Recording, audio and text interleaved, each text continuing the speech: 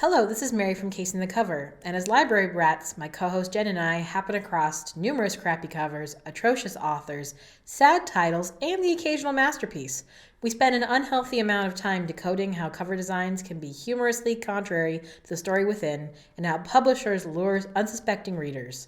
Should you judge a book by the cover? Join Mary and Jen on the case to find out. Hello, welcome to another episode of Casing the Cover, a podcast where we talk about books and their covers. My name is Mary, and with me as always my co-host Jen. Hello! And we have a special surprise today. Special surprise! Would you like to introduce our guest, Jen? Yes, we have a very special guest who is a very dear friend of mine, and I lovingly call him Panama Bob. He is Bob Frank, who is an amazing author and does all kinds of cool podcasty stuff too. So maybe we can do a little interlude about some of the podcasty things he does. We will let you plug everything, I promise. Yes. You can plug whatever you want. Say hello. Hello. Let's talk about covers. Yes. Yes. Yeah, so usually what we do is we talk about one specific book and the book cover and whether or not that book cover really fits with the story. But we also want to, with your books, since we now will have kind of some insight into the world of picking a cover, we would like to hear your stories about the 3 book covers that you have. Also, kind of, maybe we will judge your books by the cover in the sense of, do you think that all these years later, because one of your books was published, gosh, how long? That was When that's 5 years ago. 5 years ago. The first one, that was a 3. So like, it's been a little bit of time, you can say like, oh, well, now that I'm looking at it, is this exactly what, does it still fit? Yeah, I've got, just so the listeners understand, I've written 3 novels, actually written some other things, but 3 novels in a trilogy. It's called the Third Eye Trilogy. It's sort of a metaphysical novel based on past life regressions and time traveling. I kind of call it time traveling through searching people's past lives, sort of a thing. So it's a bit of an esoteric set of novels. There are three novels in it, and I bundled them all together in one. But I approached each of the 3 novels differently as how I actually created the covers. But I tried to carry a very common theme through each of the covers. So they're cohesive. So they're cohesive, it flows. So when you see one, you pick the next one. The theme I sort of took within the 3 covers was a woman's face in the center of the cover with a third eye. If you look at it literally, the third eye in the center of the forehead. It's like glowing. It's kind of a glowing looking third eye that looks out because it's a very metaphysical set of novels. It's metaphysical James Bond. It is. That's cool. It totally is. Mystery thriller to go with helicopters shoot up chasems.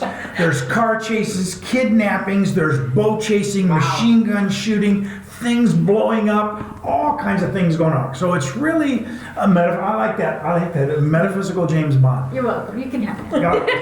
You can put that as one of your quotes on the back of the novel. Yes. Metaphysical That's James it. Bond. Yes. Yeah. I should That's put that. I haven't done a review, I think, on the 3rd one. So I'll put that as a review on the 3rd one. Yeah, that'll be good. So what I did is I tried to carry that theme through each of the covers, so that it was consistent. So I picked out certain parts of each of the novels as I created them. Like there's some really good in the first novel. There was some really good boat chase scene, and there's a really good plane chasing. This is in China. There's a big plane and fighter jets and things. So I took a boat and a plane and put them on that merged around this woman who's in this trance-like state. Mm-hmm. And then when I got to the second one, it's about revealing things. There was a helicopter shootout. There was a shootout in the Roman ruins in Rome, actually in Rome. So I tried to put those in there. There was some historical fights of elephant charges and things going on. That's all on there. It's on there. Oh, it's all in there. So I tried to put little snippet pieces of it on the cover so they say, when they look at it, they say, what the heck could that be? I mean, I'm still looking at this battle of these old. Why is there Hannibal and helicopters? Yeah, Hannibal and helicopters. Why is that? Well, it's because they're traveling. That's it. They're traveling through time. I'm very good with it today. I'm on it. You got those call lines really fast here today. I know. You got it on a good day. And then when I got to the third one, I did a similar thing. There's some very reflective things that happened in the third one, so I called it the mirror. So I got a mirror, and actually it's interesting. In that third one, the mirror that's in there was a mirror that was in my bathroom. It had a really neat, kind of a chromy silver like frame around it. So it's not black and white. That's what that mirror actually looks like. That is the color of the mirror that was in my bathroom. That's a way to get around stock footage too. Just I like this mirror. We're gonna take a picture of it. And there were some Roman crucifixions taking place in that particular one, because there were some things back in the days of the Romans that were going on. So I put that in there between some of the other things. I just tried to merge in 2 or 3 little things from the book, merged with this woman's face, who's just kind of the main frame of the book cover itself.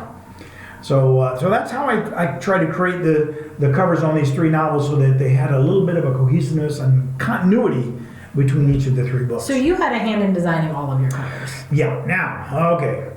Here, I actually used 3 different techniques, and I learned from each one of them, because what I found is using a different approach to creating your cover. There are pros and cons to each. So one of them, I literally created the whole cover from, as they say, soup to nuts, start to finish. I did the whole thing. There's good sides to that, because you can manipulate things, and you can do it. But there's a downside there's a huge learning curve in learning the graphics programs. Right, you're limited by your own skill. Your skill, and if you were a professional, and this is what you did, you're going to know all the little tricks and bells and whistles, and you can do it about 10 times faster, or they can do it 10 times faster than I could do it. So, for me, it was great, because I got a chance to learn some really neat, slick stuff. Right. But it takes a lot of time. It does. And I used the sort of the open source free version of Photoshop. Which also makes things more difficult. That's it. Yeah. So I used GIMP, because it is open source. So there's a lot of YouTube clips, and you gotta watch a lot of YouTube in order to get all the tricks and the gimmicks out of the open source, because there is no manual. I don't know how that is at all. So using open source audio equipment. But it worked. but it worked fantastic. It really worked good. The second style that I used was a full outsource completely, which, in other words, I hired a professional from the beginning. I gave them the concept. I want a woman's face. I want the eye and the head. And here's some things that are going on, like a little bit on the cover, and I kind of let them drive it. Right. And they're the pros. They got the real Photoshop program. They know how to do it. They really know how to make things happen. And so they gave me 6 or 7 different kind of, shall I say, prototypes. Right. Things. Okay, then I come back and said, well, I kind of like this. I like that one, but I don't like this over here. We massaged it. They came back with about 2 or 3. And well, I like this. I like this. And we massaged it. And eventually we got to one that I felt comfortable with. Okay. And then the third method that I used on one of the other books was a hybrid. What I did was I sketched it out. I built a little prototype of what I'm looking for. I want to kind of do something like this, and then I hired a graphics person to essentially translate my thoughts, my ideas into real graphics images, kind of finished product, and then do the finished product. Do the binder on it. Do the back cover. Here's the material for the back cover. The content. Here it is. Here's I clipped the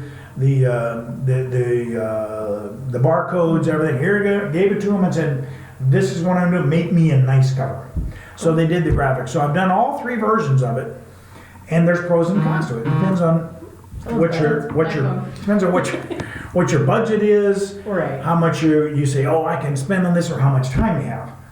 Because if you do the model where you do it all yourself, it is very time consuming, very time consuming to learn the programs, the graphics programs, to the level that you can manipulate, get the colors right, the tones right, the shading, blending, overlaying. And to get the right scaling, particularly when you get to the cover. Now you have to create the binders. You've got to, what's your page count? Right. How thick is your paper? You have to say exactly. That's all that super technical stuff. All that super technical stuff. You have to learn all that. So this is the stuff that your dad is asking me now about the cover that I'm like, I get back to you. Yeah. So which of the book covers did you do for each of the methods? Because that's The first one, the first one on my first book, the one that's called Through the Third Eye.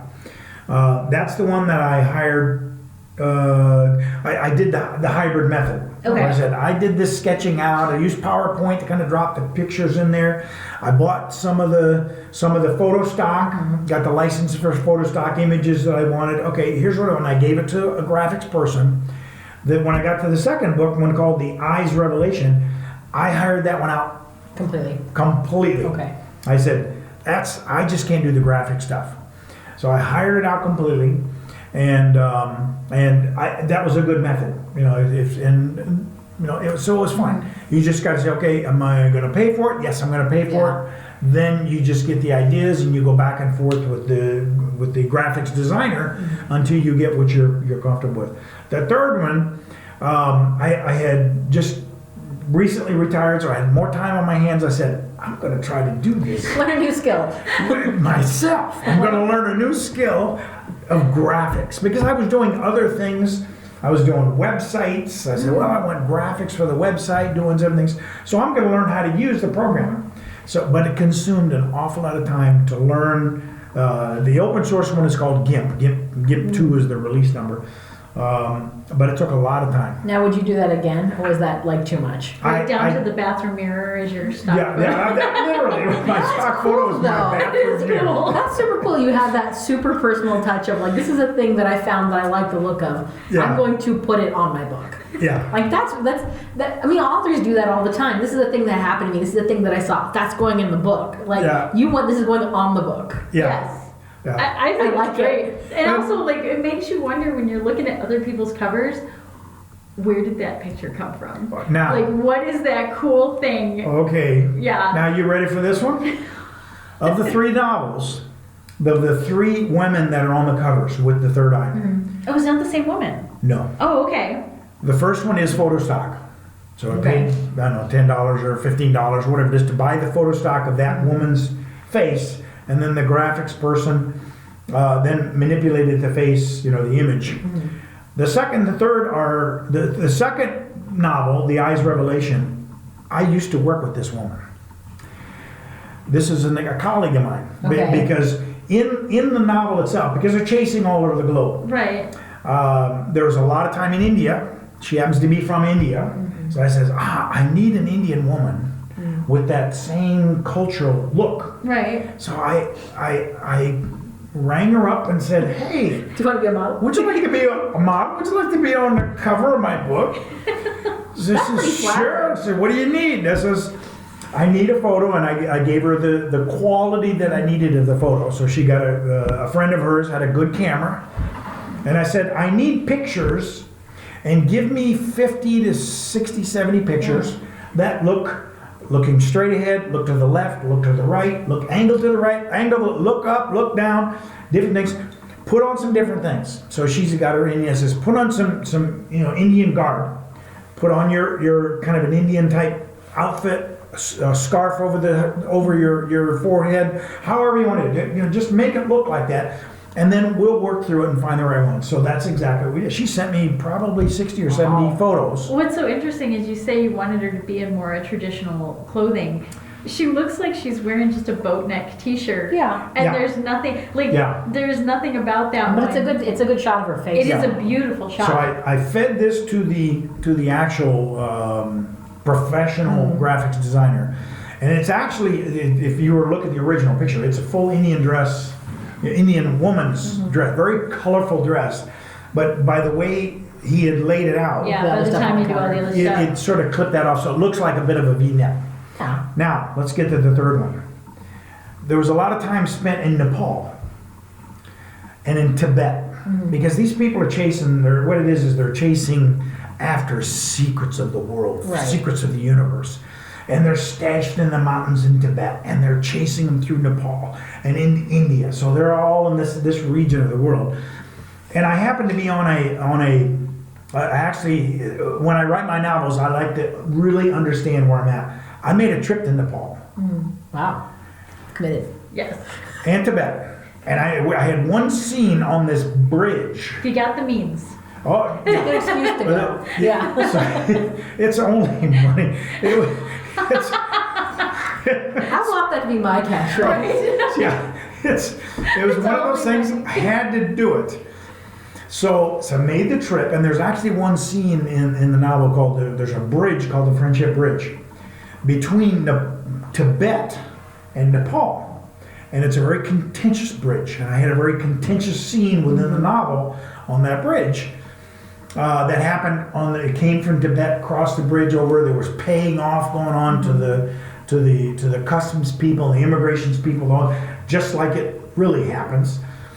And so it got really interesting because I had a scene which went off to the end of the bridge. I went to the bridge. Oh my God! And the Chinese CIA was there following me. Oh my God. As we went out onto the bridge, and we were warned, when you go there, do not screw around. Do not take a camera onto that bridge. So you can't be like, hey, can I get a picture of you guys for my novel? Oh my God. So because what happened is just a few months before going there, there were some American tourists went out, they were taking pictures from the center of the bridge. And it's over a huge gorge that goes between Tibet and Nepal. This is where the Tibetans were fleeing the Chinese across this bridge, because this is the Himalaya Mountains, and there's not a lot of places to cross. So they're fleeing, but there were some American tourists there taking photographs of the guards. The Chinese security guards came out, took all their cameras off, and threw it into the gorge. Wow. It created a huge. Wow. They didn't throw them into Yeah, this was about 2 months before I got there. So what I did is I was in a group, actually a book group, a reading group in Nepal. It was on Goodreads. Wow. So if you're a reader, Yeah. you follow Goodreads. There was a Goodreads group based in Nepal. Well, I linked in with the group because I was asking questions. Things like, I've got 2 really good car chase scenes. If I were to do a really good car chase scene in Kathmandu, where would you have the conflict of the car chase scene take place? So this is the feedback. That's why I joined the group, and I'm asking the Nepalese. A lot of them live in Kathmandu. Where do I have a good chase scene in Kathmandu? That's important because other people read the book and go, "That's not where that is." That's it. Right, No, yeah. I didn't want that. So it says I want this intersection, and then I want to have a big thing, cars flipping over in front of the Chinese embassy, because I want stuff going on. So I was in the group. So I went It's an out. interesting scene. Oh, yes, interesting. So for the cover of the third novel, I said, I really need a Nepalese woman. One of them said, Wow. Sure, what do you need? So I said, I need, same thing, 50 to 60 to 70 photographs, left, right, up, down, eyes closed, eyes open, looking different garbs. So this is actually, if you would look at the novel itself, you'll see the big sort of a sash across. You'll see the headband. This is all in the photo. Wow. This is her photo. Now, she probably didn't like it too much because I made her older in this. I colored her hair. It's jet black. Streaming jet black hair, beautiful. But I made her hair gray. That was the Photoshop. I was getting good at photos. I need this woman to be a little older because she's a mystic. She's a mystic. So I need an older mystic. Clarify for me. These aren't the same character on all 3 books, are they? No. Okay. Oh well, no, not really. But I was. They could be. Okay. But when you're looking at the cover of the novels, it could have been other people. Yeah. Right. Okay. Also, like in his books, each person you get not just them as a character, but their past life. Right. Multiple lives. Yeah. But it's not all the same body. That's right. Okay. So that's when I looked at it, says, well, it could be different people because there was a character that flashed back to essentially, if you're familiar with the metaphysical world, Delphi. and the ancient oracles. These are the ancient mystic. Okay, yeah, it's going over my head. Oh, it's, Please explain. These are the mystics. These Okay. are like, if you were saying Nostradamus, Okay. if that makes sense. Okay. Edgar Casey, the American No, you oracle. lost her eyes. You lost me. I lost your eyes. Oh, you lost it on that. I got one word and then it went. Oh boy. These are the ones The that. Oracle at Delphi. Oh, you gotta watch Discovery Channel. Discovery Channel's got it. History Channel, they'll have them in there. You gotta watch the deep ones. Also, she's planning on reading the book we're working on now. Oh, it's gonna go over my head. And Oh, it's this- going to go so far over her it's- head. that's I think okay. it went over our editor's head. That's good. All right. So it's an interesting thing that when you're writing that cover, or when you're preparing the cover, or designing the cover, whichever method you choose, whether you do it yourself, you do a hybrid model, or you totally outsource it, I think it's really important to tie the cover into the content. Oh, we agree. And some of it. Oh, yes. Thank you. Oh, yes. that's really important. So that when somebody looks at it, I think they're going to ask a question.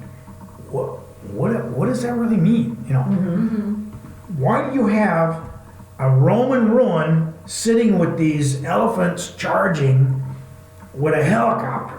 Yeah. You know, gunship. What? And it's not Jesus Christ Superstar from the 1970s. Yeah. That reference I got. Make a musical reference and I'll get it. So out of these three covers, you've gone through all three of the methods. Which cover do you like the best? And it doesn't have to be like because of maybe just visually. Which one do you like the best? The one I think I liked the best was, now maybe prejudicial, was the first one, which is the hybrid model. Yeah, I got Where was your idea, but you didn't have to do all my the work? idea, but I didn't have to do all the work. I kind of like that. It saved me a little bit of money. You know, maybe it's half the cost of having the outside person do it all the way. But that's why I may be a little bit prejudiced. But also it's a little simpler. It's a little simpler. The others are a little more complex. That first one was just a little bit simpler. Because I think when the cover gets a little too complex, you start to lose people. And I think of the three, is this your second novel? Yeah, this is That's the one that's got the most going on. and that was the outside person that did it. Yeah. They did everything, but it might have been me saying, hey, you know, because they gave me options. Right. They said, which one do you think? And maybe I was the one that sort of picked it. Yeah, but they also should have had an editing eye to a degree Yeah. too. As a Something. graphic designer. What I like is okay. So out of the three, my favorite is the Through the Third Eye. Yeah. Because it's a slick cover. It's very like you look at it and you're like you can see there's this bar at the bottom that frames your name. Yeah.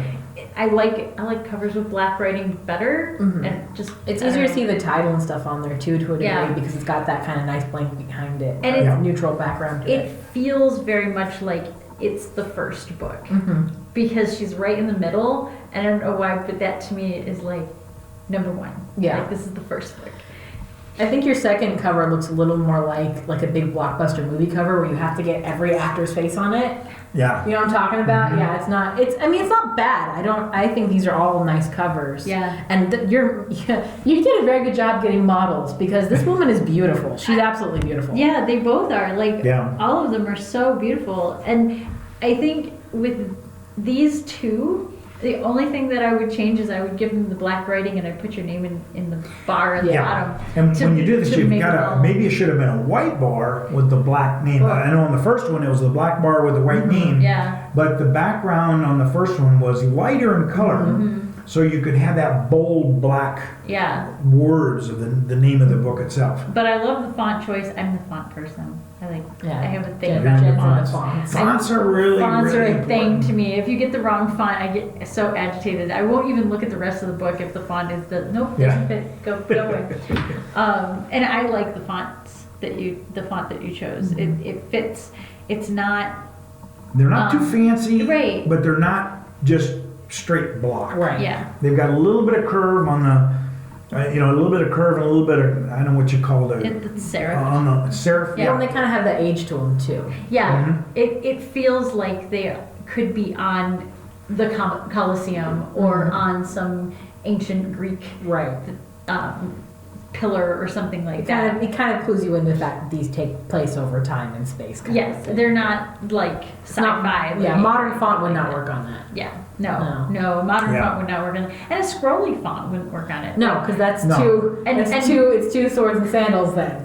And bless you for not using papyrus. Papyrus font, yes.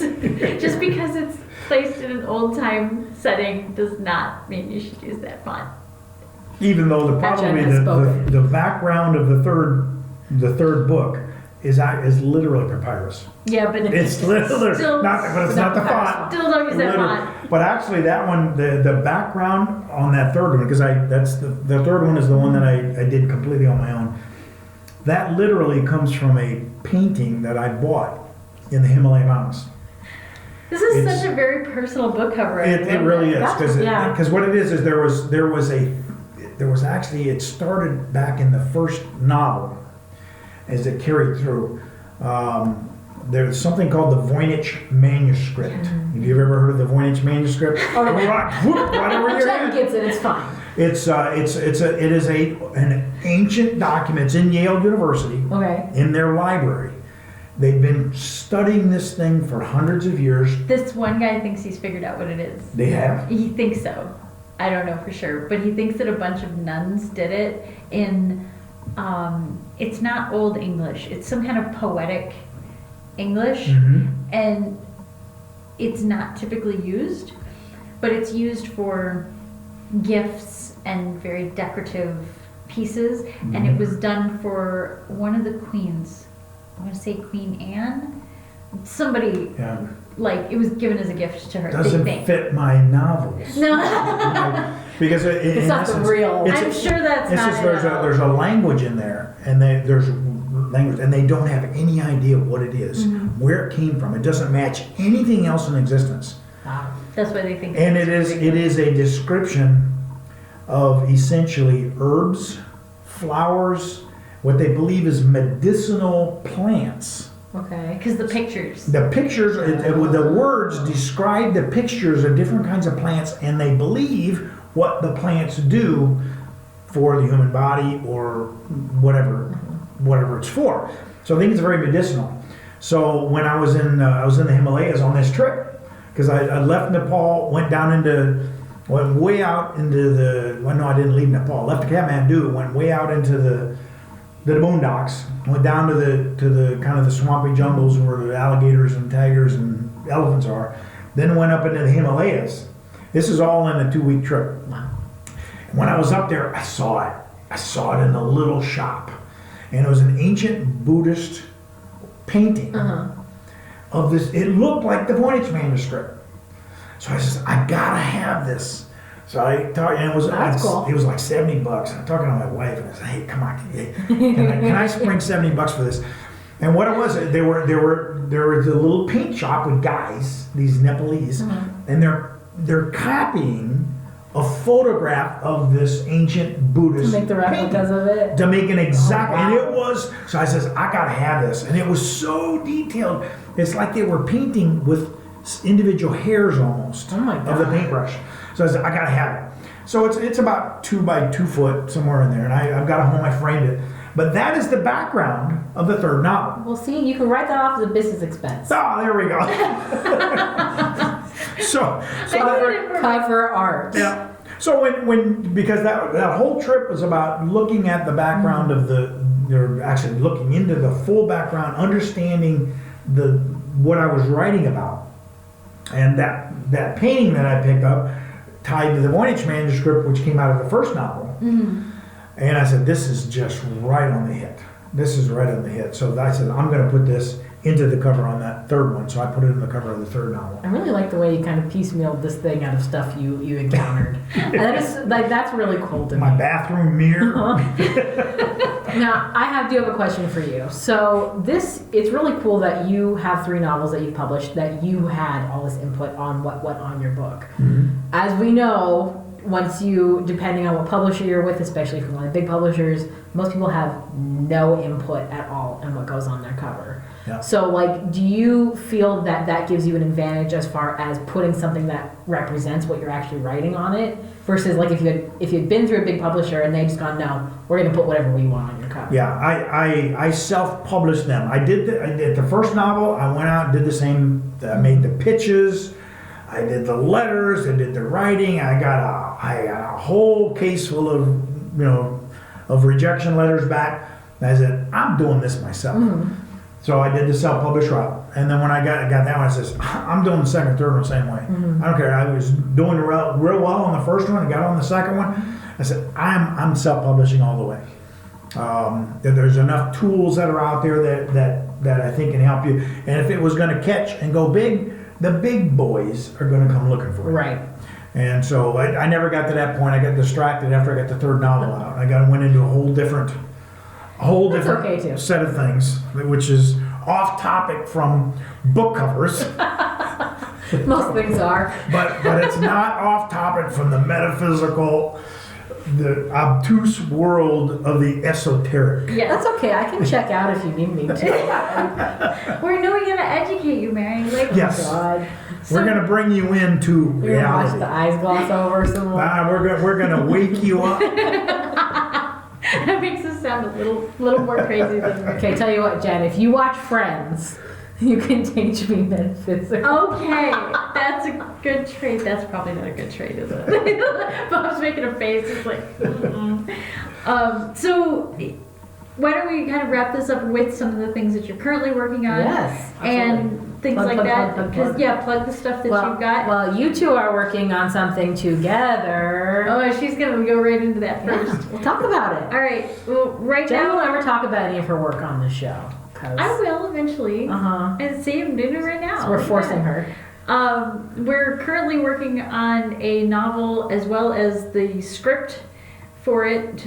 I think you're leaning more towards making it, trying to get Netflix to like it as a series, Or Amazon or Hulu or something. I mean, that's the way to go these Yeah. days. Yeah, that's the way to go. At least over networks. I mean, if Yeah. you get a movie to pick it up, go for that. But the Yeah. network stuff is Yeah. it gets canceled in 3 episodes. Yeah. Like, yeah. Yeah, we saw this initially. I think we decided it was going to be. We wrote the script first. Yes. Yes, we wrote the script first, and I remember I had the idea, and you were the first person I thought of to say, okay, but I need help with this idea. This is not an idea I can do by myself because there's a lot of intricacies that I need tech support for this. And you were the first person I thought of, and we met at the Waffle House. Yes. Out on Bell Road, and it was like, Nice to live next to that waffle. this is where we're going to talk about my weird metaphysical book idea, because it doesn't go into the past life stuff as much as it goes into kind of how technology and metaphysics work together. How do they fit together? How do they fit together? Which I vaguely understand. Yes, and it's been very interesting because I have a lot of history in I've done tarot reading and I've done a lot of weird psychic stuff and all of these things, but I didn't have the technical side. So I really originally came to Bob for the technical side, and then I found out, oh, he really is into all this stuff. Like, he really gets all this stuff. So it ended up, it was like perfect. It's a perfect matchup for working on something. Plus, he keeps me working on it because I would have abandoned it. Because I kind of, when I was doing the research on the novels, that's how I ended up getting into metaphysics, because it was a bucket list item. I wanted to write a book, and ran across somebody and said, oh geez, I'm into this sort of reincarnation, and also I started reading about it and studying about it, and that's how I got hooked into it. And then once I got into that, I actually because the key component into reincarnation and past lives is about doing past life regressions, which is hypnosis based or induced, not necessarily hypnosis, but an induced state of consciousness in order to dig back into these past lives, real or fabricated, because you're Hypnosis, who knows? Yeah, who knows if it's real, who knows if it's not, but it's either, when you're in that state, it's real. But it could be fabricated in the mind, who knows? Right. Everybody's got to make their own choice on whether it's real or not. So I saw this because a key component of the induction process is the death. Take somebody who passed life and you take them to the death, so you die. It's So terrifying. it seems terrifying, but no, it's actually when you watch people go through it, or you go through it, after the second or third time, it's kind of like cool. So I said, oh, that's really neat. So then I got connected into this organization called IANS, the International Association of Near-Death Studies, and I say, I saw a correlation. This is people who died and then came back to life. Mm-hmm. You see them on all of the TV shows, all the talk shows. Yeah. I died and I came back. And Lots of books about it. I saw dead grandma. I saw this. I saw that. And once you get into them and start to talk to these people that have been through that, you start to realize there's something different about the world we live in than what you think it is. It's not what the religions taught you. It's not what the religions taught you. Absolutely not. Okay.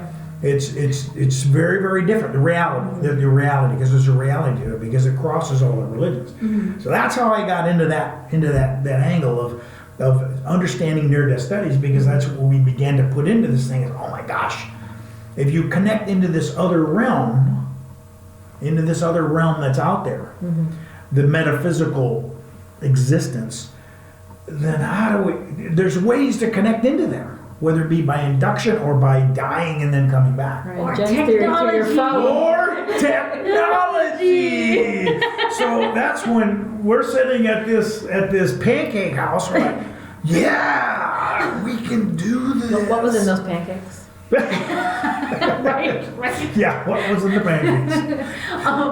But so when we started working on it, we thought, okay, it would be better as a script, but I'm awful at writing scripts. And so we kind of did it as both in tandem. We've been writing the script and the novel. And what I found is that writing the script first and using that beat sheet method, it makes it so much easier to write the novel, even if it is over a long stretch of time and you forget after a while, you can go right back to it because it's there. Easy to read. Easy to like pick it out. And now I'm like at the point of filling in the blanks and just bulking out some of the backstory stuff on one of the characters that did not want to communicate for a while. So, and it's kind of tying everything together. And the book cover for that, I think we will have another show for that one, because we'll actually strong arm somebody into joining us. Yeah, we can strong arm the cover artist for that to join us to talk about it. So we actually found as we went from the script, we wrote the script first, then Jenn just jumped into the novel, and it's really kind of interesting because I watched as she wrote the novel. I'm looking at the section by section. I said, my gosh. In the screenplay, because this is meant for maybe a 2-hour typical 2-hour movie film.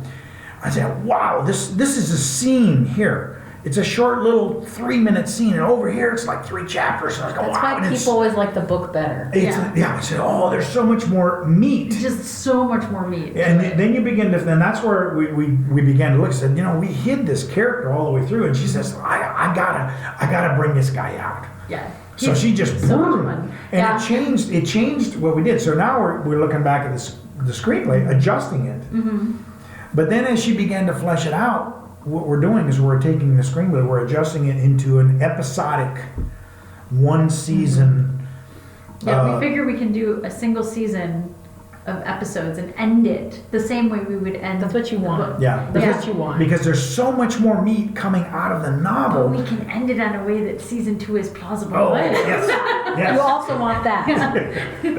So, but that's all we're going to give away with the. Don't tell the plot. There's so much more we're working on with that. But you do podcast stuff. So where can you be found? Yes, your plug. books and your podcasts and all of you. Yeah, I've got a website out there, Bob Frank site, site.com. We'll also link it all. Oh, that's okay. And link everything. That gives you the novels, everything was in it. I've actually got another site, but I don't want to put it out there yet because I haven't actually premiered it on YouTube. Oh. This will be based upon a non-fictional book that I've been writing now for 5 years. And I'm probably 80% of the way through it. Non-fictional. And it is really about my philosophy or my theory of reality. Okay. So what I intend to do is put that out into YouTube will be the basic push out, but it could be put out into the podcast world in about 12, maybe 10 to 12 different episodes. I've been giving this presentation, which is anywhere from 2 to 3 hours. I've gotten it into an hour and a half, but it's tough, to different groups, and they're loving it because it's a theory of reality that it's not a theory of everything. The TOE. I know it's probably over here too. I saw that movie about Stephen Hawking. Oh, yeah. Yeah, but this is bigger than Stephen Hawking's TOE. Okay. It's bigger than his because he's a scientist, he's a physicalist, he's a materialist. Believe it or not, he's a materialist. Maybe a theorist, but he's a materialist because he hasn't launched into this esoteric metaphysical world. He doesn't see the connection. I'm sure he does now. He's sitting in that metaphysical world. So, Mary released a laugh on Is it too soon? He's been dead for like 2 years. I think it's just that you're not expecting us to go this way. but that's a little off the that's cover. accurate. But I'll be looking for a cover on that for the actual non-fictional self. I've got 5 to 6 other novels lined up behind, not all metaphysical, but I don't want to talk about those now, but I'll be looking for covers on those as we go. I've outlined them. I know what I want to do. It's only a matter of time. And you're very happy. Are you happy with the self-publishing, kind of having that freedom to I am. put what you want on it? I am. That's I am. I'm happy going the self-publishing route. It's not that difficult to do. Well, especially with all the technology we have these days. That's it. It's just about learning the You technology. can teach yourself anything. Yeah. Yeah, and again, like you can hire an editor. We hired out an editor. Yep. We hired out. You're working on hiring a couple people for script stuff. For script stuff, and we hired somebody to do the cover. You can hire out, and also you can find your own price point at that. Right. You know what percentage of I can sell the book for $15. How much Right. do I want to put into this project? Yeah. And you can really have more control over that. And it's a trade-off of cost, quality, Right. time, Marketing. expertise. That's what it's really about. Yeah. But cool. So thank you. Yes, Okay, thank well, you thank you. for playing with us. It's been exciting. Your first ever guest. Doesn't that just make you feel so special? There we go. And we will link all Bob's stuff so you can find his books and his website and his forthcoming YouTube. I'll go back and put that in there when you've got it going. There we go.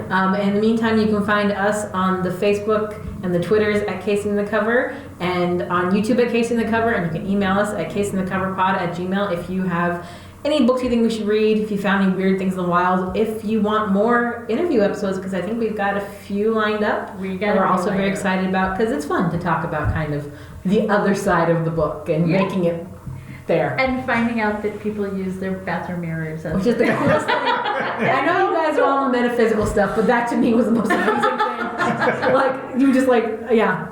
I was very impressed by you kind of finding all the elements. Cool bathroom mirror. It's so much better than just buying stock footage too. Like to kind of go and say, hey lady, I like how you look. Would you like to be on my book? Like that's so much cooler than like typing in woman staring into mirror onto one of those photo stock websites. Cool. All right. Are we done? With that? I think we're done. Thank you, Bob, for joining us. Thank you very much. Thank you. Bye. Bye. Say bye, Bob. Bye. Thank you so much for cracking another case with Mary and Jen. To learn more about Casing the Cover, follow us on Facebook and Twitter at Casing the Cover. To contact us or suggest a book, email casingthecoverpod@gmail.com. New episodes of Casing the Cover release the second and fourth Tuesday on YouTube, Apple Podcasts, Spotify, and Stitcher.